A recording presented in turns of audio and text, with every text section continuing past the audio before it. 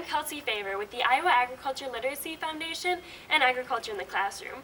Today, we're hitting on some of our favorite books to tell the agriculture and farm-to-fork story. We're going to start out with Who Grew My Soup?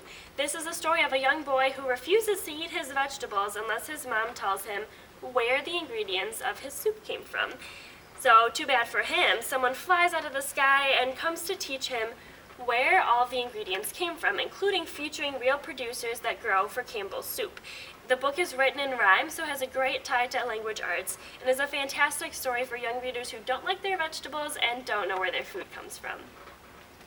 How Did That Get in My Lunchbox is another wonderful book that tells that farm-to-fork story through the idea of a young person who opens their lunchbox and is wondering, how did my sandwich, my orange, how did all this get in my lunchbox?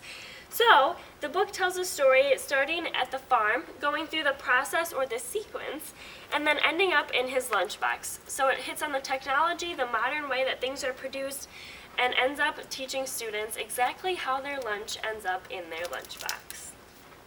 All in Just One Cookie is a story that we can all relate to because it starts with Grandma getting a phone call that her grandkids are coming over. So of course, what does she gotta do? She needs to bake some cookies. Unfortunately, her and her mysterious cat and dog that live in her kitchen don't have the ingredients, and so they have to travel around the world to all the places that these food products come from and figure out how they go from, here we are in Madagascar, how this vanilla ends up in her kitchen to put in her cookies. So it's a fantastic book, jam-packed full of information with cute illustrations that kids can really connect with. This is a wonderful book for young readers. Last but not least, we have The Cow in Patrick O'Shanahan's Kitchen. Poor Patrick gets up and he just wants some French toast with his dad, but when his dad is asking him to collect the ingredients, instead of finding a carton of eggs in his fridge, he finds a chicken.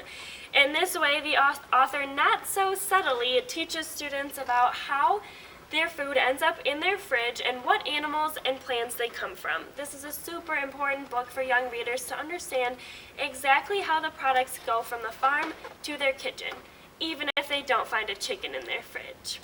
These are our favorite books for teaching young readers the basics of agriculture and are a great starting point for an agriculture unit or for introducing students to the idea that food doesn't grow in the grocery store.